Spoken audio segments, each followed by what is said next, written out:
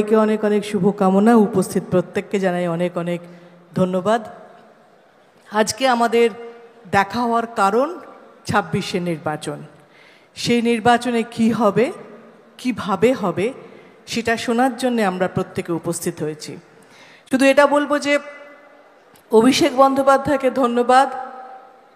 মমতা বন্দ্যোপাধ্যায়ের ছায়ায়, ভালোবাসায় তৃণমূলের প্রতিটি মানুষের সঙ্গে যেভাবে বলিষ্ঠ হয়ে, যেভাবে সঠিকভাবে লজিক্যাল কথা বলে প্রত্যেকের প্রিয় হয়ে উঠেছেন, সেটা কিন্তু তৃণমূলের জন্যে খুশির খবর এবং তৃণমূলের জন্য অ্যাসেট।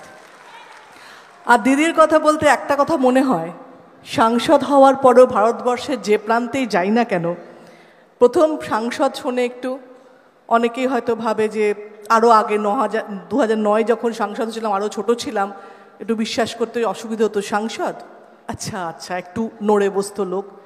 তারপর সব থেকে মজা কোনখানকার সাংসদ, যখন মমতা ব্যানার্জির নামটা বলি না, সে ট্যাক্সি ড্রাইভার থেকে সে মন্ত্রী অবধি প্রত্যেকে আর একবার ঘুরে তাকায়, মমতা ব্যানার্জি আচ্ছা আচ্ছা।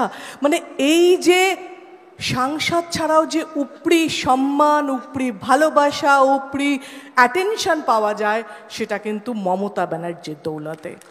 এবং এটাও ঠিক, আমরা এত বছর ধরে 15 বছর ধরে পার্লামেন্টে অনেক সিএমকে আসতে দেখি, যারা এক্স হয়েছে, যারা প্রেজেন্ট হয়েছে, যারা অনেকবারের সিএম, তাদের দেখে মানুষের যে অন্য অন্য সাংসদদের যে উত্তেজনা থাকে না, দিদিকে দেখে থাকে এবং সবাই মিলে কথা বলতে আসে। এটা কিন্তু আমাদের ভালোবাসার জায়গা এবং সেই ভালোবাসা পশ্চিমবঙ্গের মানুষ এখনও দিদিকে ভালোবাসে। একই ভরসা, একই আস্থা, একই বিশ্বাস আছে বলে আজও আমরা এখানে দাঁড়িয়ে আছি এবং আগামী দিনও দাঁড়িয়ে থাকবো।